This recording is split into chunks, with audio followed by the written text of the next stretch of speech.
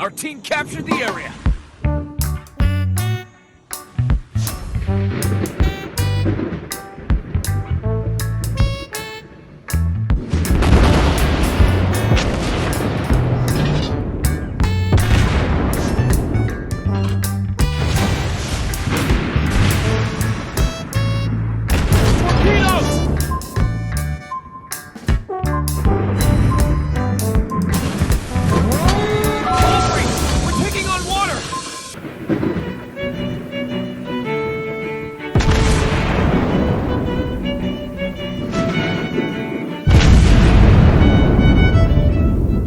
Hello everyone, and welcome back to World of Warships Blitz with Terry. Today we are looking at a British battleship, because, it's been a while, and I am trying to mix in the tech tree things with all the premiums that everybody is so keen on. And if I look at the view counters, it's usually the premiums that people are mostly excited about. But we will throw a lot of tech trees in, because I still have a lot of tech tree things that I need to complete. There's a bunch of destroyers I haven't even looked at, so a lot of things. So yes, there will be. And today it's the King George V, the British Tier 7 battleship. Now, the British battleships line, personally, I find a little bit disappointing. Especially given their actual track record and the fact that, a lot of the British battleships actually existed and were quite busy during the wars. So, what do we have with the King George V? Now, the King George V was a treaty battleship. The British were a bit of a stickler for treaties, presumably because the London Naval Treaty actually happened in London. And they were trying to build something that was quick, well-armored, and powerful, which usually means you can pick 2 out of 3, but not all 3. And because they also wanted to do it within the treaty limits. And the treaty limits at the time were asking for a maximum tonnage of 35,000. And the British were also trying to get everybody to agree to not build bigger guns than 356mm or 14-inch. Unfortunately, at the time, for the British at least, the Japanese and the Italians had already decided that no, they were not going to stick with that, and the escalator clause had been invoked, which means the Americans started switching to 406mm. But the British were in the middle of designing things and were still trying to salvage this. So they ended up actually saying, okay, look, if we are asking everyone to design ships with 14-inch guns, but we're ourselves building ships with bigger guns, we're not gonna look particularly convincing. So let's just stick to it. Which means that they then tried to stick 12 356mm guns onto this ship in 3 quadruple turrets, similar to what the French had done. But that didn't quite work because they were still under a tonnage limit, and it would just have been too heavy. So they ended up putting these guns in a slightly interesting setup, such that the second DB turret, the super firing turret, is actually a twin turret for a grand total of 10 guns. Now that meant that they now had a new problem, because the guns were of a relatively small caliber, and the broadside weight that she could throw was severely behind her contemporaries at the time. So in order to counter that, they just put a bit more oomph into these guns, and I think had bigger explosive charges that they built into these. And this may be why Wargaming is coming along with this good high explosive shells on the British battleships. That is to say, the armor piercing wasn't totally bad either. I mean, the King George V actually was one of the ships that was fighting the Bismarck. And at least according to one source I found, made some pretty impressive holes into the Bismarck's armor plating with these guns. So it looked like they were actually working pretty well. Also, the King George V is reasonably well armored. And you can actually see it sort of here. That's as far as I can zoom in. But you see the belt plating actually sticking out from the side. So this ship is a very heavily armored ship. She was, in fact, considered one of the best armored ships at her time. The other thing that the British did relatively innovatively was they they had these pom-pom guns, right? The 40mm pom-poms, and they actually started having a director fire for these things for anti-aircraft firepower. It didn't help them an awful lot because they did lose one of the King George V class against Japanese airplanes, but it was relatively innovative, and I think one of the first, if not the first, battleships in the world that had that.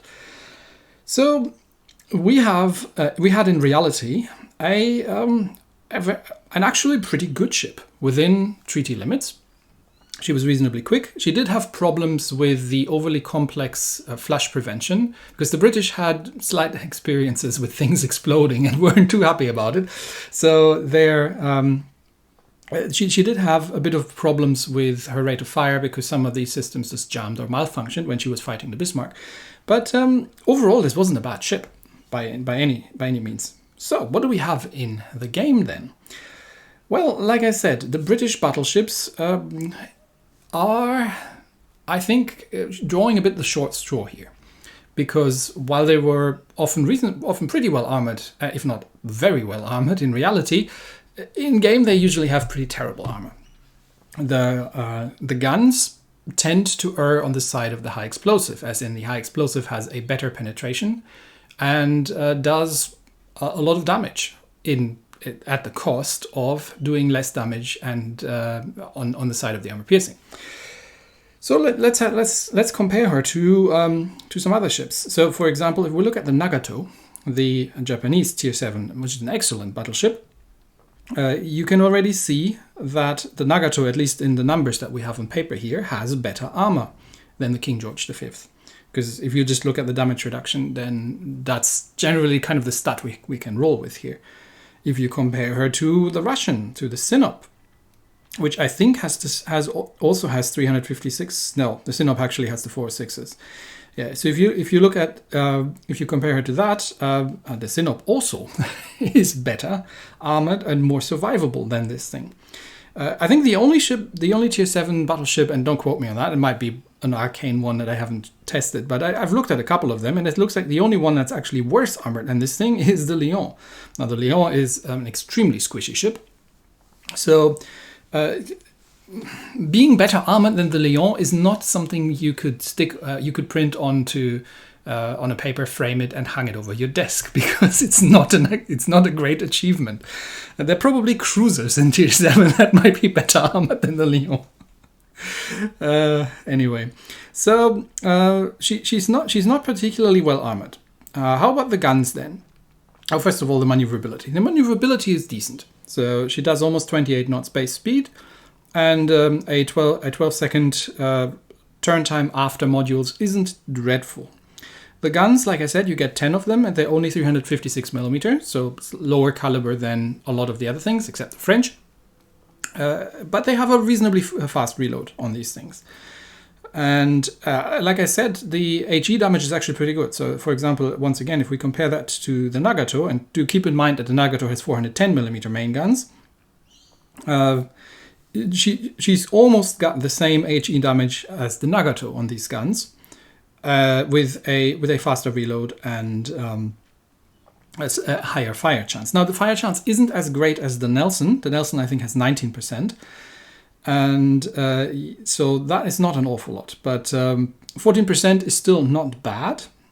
She does get a set of 134mm secondaries. These are twin turrets built around the side. And, you know, they're not bad. And the AA is actually not terrible for a Tier 7 battleship. And that is in line with reality, where she actually had a pretty decent AA. So, what do we have then? We have, against expectations, relatively poorly armored battleship. So, if you get into brawls, unless I don't know if the belt armor, as we can see here, is actually modeled, or if this is purely cosmetic, but I have lost brawls in this ship quite easily. So you do have to be really, really careful, because you don't have an awful lot of armor and not an amazing amount of hit points. The AA is pretty decent, and the really, really interesting factor comes in with the guns. But we'll look into that in a second. Let's go into the equipment first. Actually, before we do that, let's look at the elite bonus.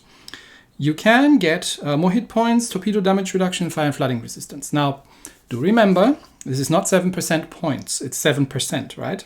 So given that you only have a base fire and flooding resistance of 12.5%, it's not going to be an awful lot. I would honestly not recommend it. I would go with the improved main belt, which gives you better damage reduction and citadel protection, which actually gets us up to just over 14% and 13.75 on citadel protection, which makes her actually reasonably okay-ishly armored, but you still take an awful lot of damage on this ship.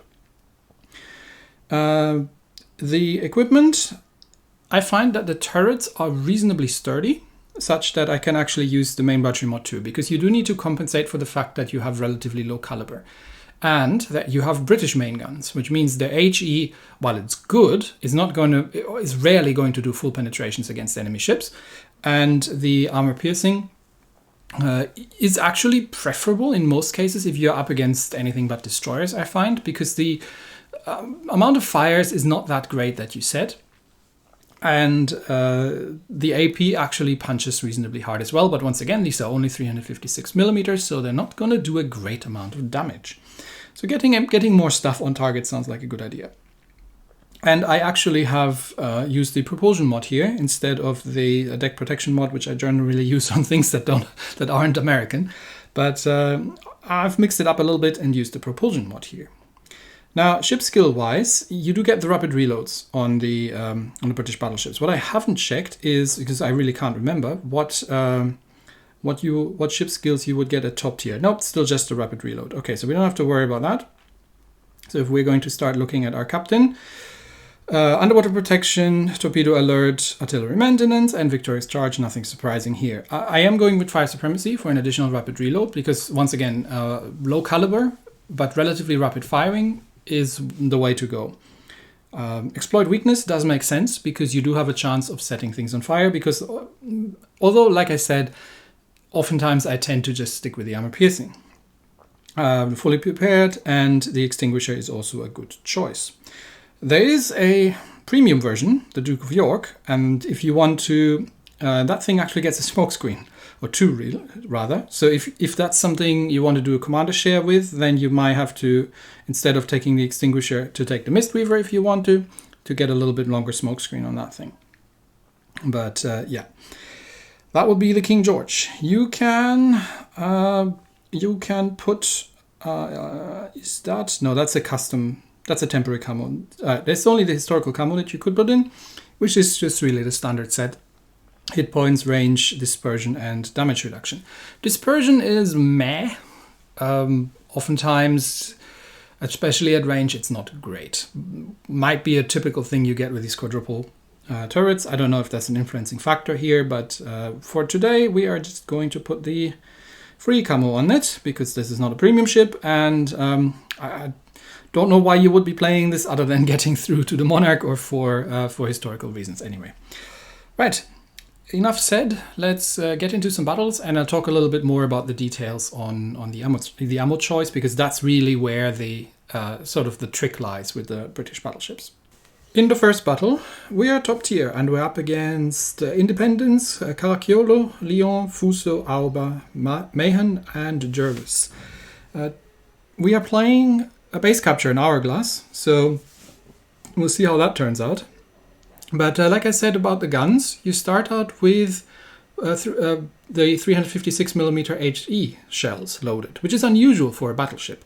And it used to be sort of the trick of the British battleship line that you had a nasty surprise for destroyers. Of course, they have now been absolutely power crept by the Italians, because their semi-armor piercing is not overpenetrating destroyers either, because it can't overpenetrate, and is absolutely wrecking them to a level that the British even can just dream of. But still, it's a nice thing to have. Now, the thing is, while they are very, very effective against things like destroyers and are having more penetration than you usually get on high explosive shells, and you're capable of citadeling cruisers or even battleships in these shells, the armor piercing is a bit better. And oftentimes I find myself, unless I'm up against destroyers, just using the armor piercing. Now we have the Mahon spotted, so the carrier does an early spot. So I get a couple of shots out, but I think he's turning in a little bit, so these might be missing. Blind shot following up. Yep, this first salvo missed. Someone is shooting at me, which isn't helping anyone. Shoot at the enemy. Oh, we just still got one hit. And of course, insta-fire from the Auber. Not going to damage on that. But I am not within the Auber's torpedo range, so I'm switching over to the armor piercing against the Auber. Because that is, well, a relatively lightly armored cruiser. And look at this. The Mayhem smokes me up in a mid-tier battle. How amazing is that? Thank you. That's great to see players doing that. And yeah, sometimes the dispersion just says nope, and the salvo looks like that. And then you get 2 shells on target. But still, you know, it adds up. Okay, so what is the situation? It looks like our right flank is covered, and we've got 2 destroyers pushing on the left. So the Auber is the biggest threat for the destroyers, obviously. And our Mayhem, who so graciously smoked me up, is, oh yeah, that straddled everything, is getting very aggressive there against an enemy Mayhem, an Auber, and a Fuso. So I am switching my targets once I chase off that Auber there, and yeah, that was a waste because that was actually an island. I didn't realize that. But I am back on the high explosive because there's a Mayhem right there, and I am planning to do things to him that only British and more recently Italian battleships can do. So I mean, I'm spotted and he sees me, right? I'm holding my fire because I'm waiting for him, and look at that. Look at that. He's just passing by him. What in the world is even going on here? And there he comes out. He's clearly focused on me because there come the torpedoes, but I'm already in reverse and I'm turning a hard right. And yeah, I can do that against an enemy destroyer. And he buggers off. But yeah, these torpedoes are going to miss. Because if you slam the engine in reverse, especially if you have the propulsion mod in slot 2, and then you can actually burn down the destroyer. So that was good. That's 1 destroyer down. We have lost one of our own destroyer and 1 cruiser on the other side. So a couple of HE shots into the Fuso and back to the armor piercing. Now that is a double fire, and he might be damageconning that. The carrier is coming in as well, but I think his damage con is still active.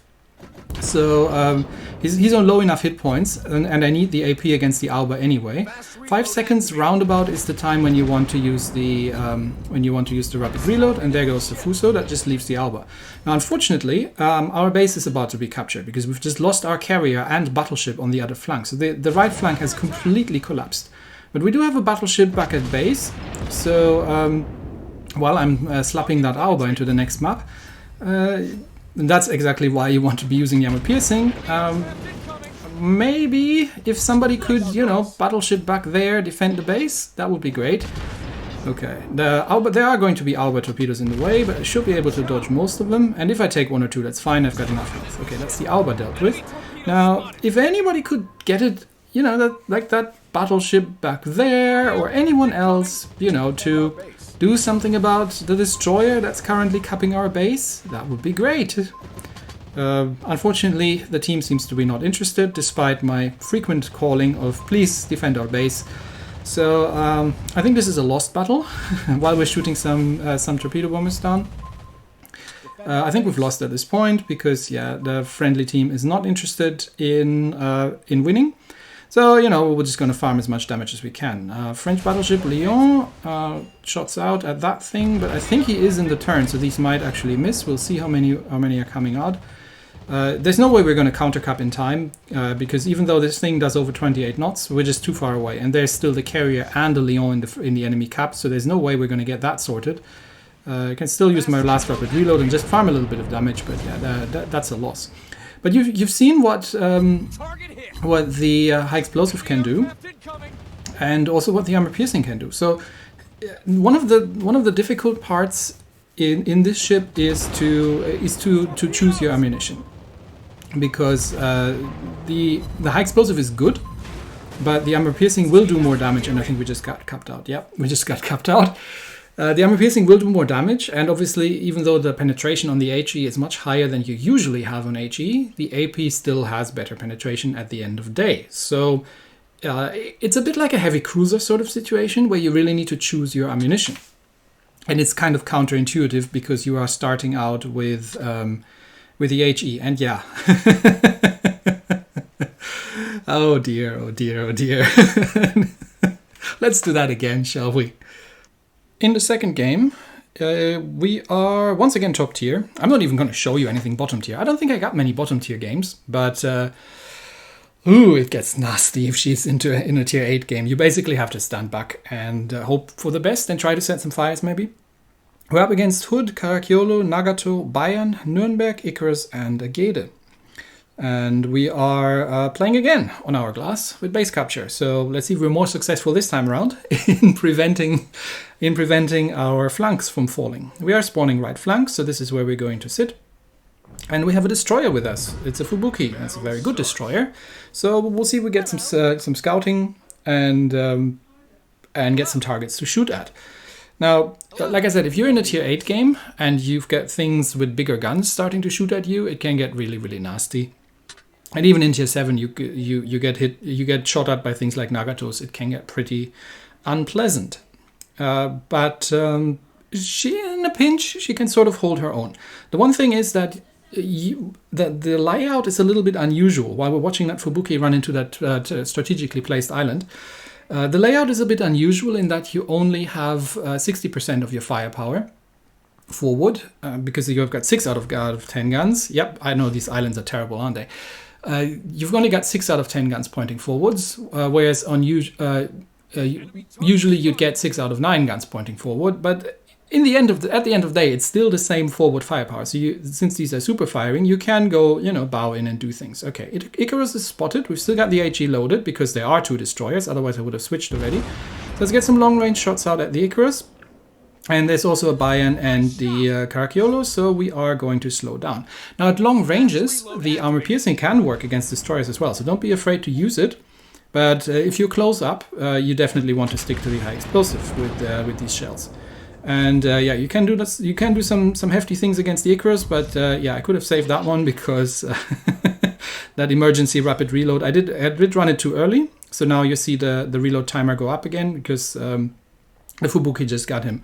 But the Fubuki isn't just running into islands. The Fubuki is also now running into the Bayern. Now, I got a triple fire on the Bayern. That is actually quite unusual. I am usually not as lucky with the fires. And it doesn't look like he's damage controlling. So I'm switching to armor piercing. And of course, the moment I'm switching, he's damage controlling. And I'm thinking of doing it again, of going reverse. But I want to get that AP salvo out. And yeah, we've just lost the Fubuki. That is to nobody's great surprise. And that the other Fubuki over there looks rather suicidal as well. But it does allow me to get some nasty shots into these ships and do some damage, and he's also in secondary range. But we are going. That other Fubuki is running now next to an Italian battleship, and we know what these things can do to destroyers. So he's dead, but he might do some. That was a good hit against the Caracciolo. But I do have a Bayern to deal with, so now I have 2 battleships to deal with. Now these both are on relatively low hit points, so generally this shouldn't be an awful lot of a problem. Now you would think, right? So.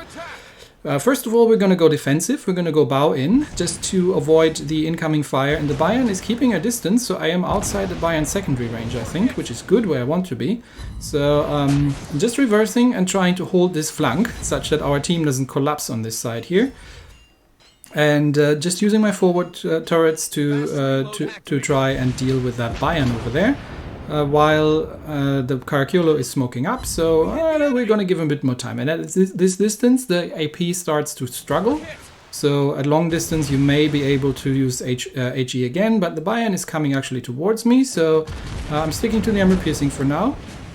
And just going defensive against the Caracciolo. Now the Caracciolo is rushing forward. I do want to get my rear turret onto the Bayern, just to finish off the Bayern. Such that he doesn't get a second salvo off. Let's see if that was enough. Yeah, that was enough. So we can use the forward turrets against the Caracciolo because now he's got an awful lot of broadside on me.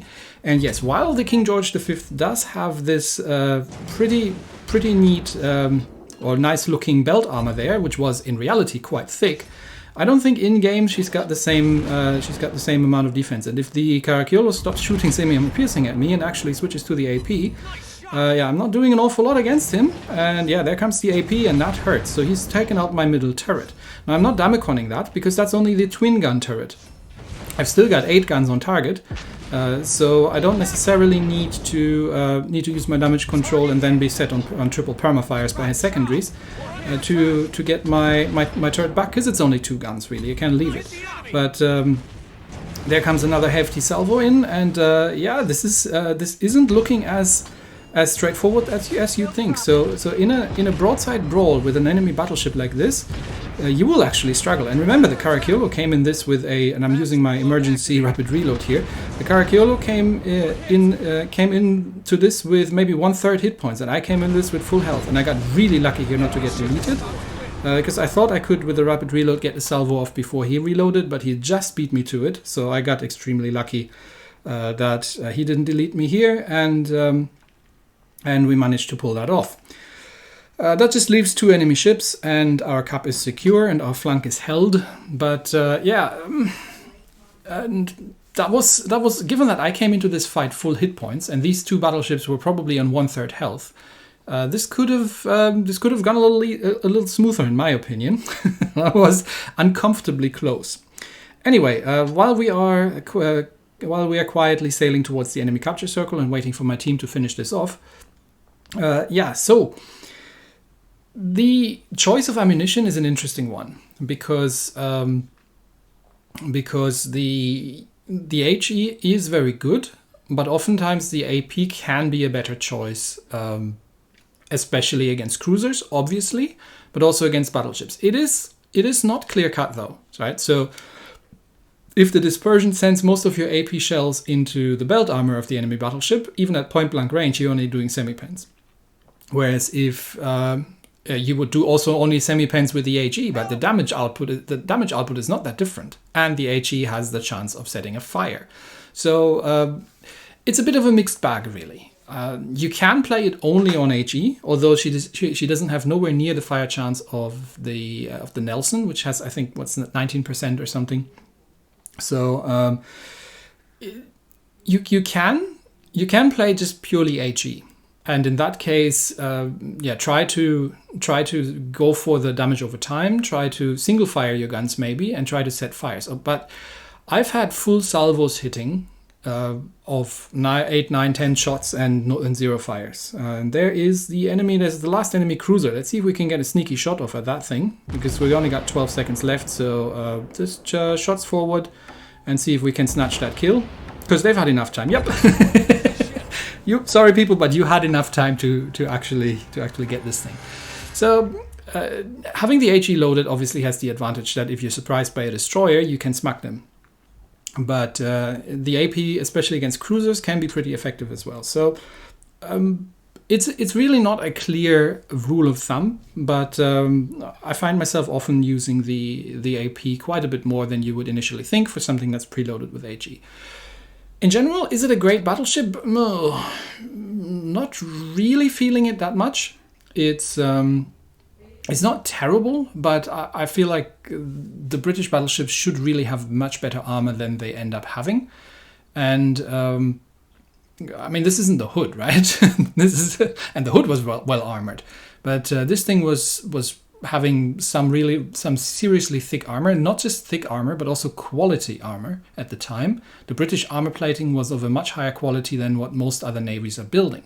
So, meh. Not so sure about this. I still think that the British battleship line needs a bit of a buff.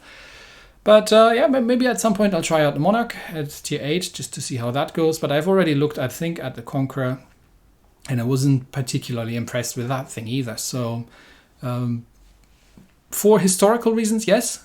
But I think there are better lines out there, and in terms of destroyer smacking, they've definitely been power crept by the Italians. And so if you want something that can totally obliterate destroyers, go up the Italian line. I think they have power crept the already relatively weak British battleship line quite a bit there.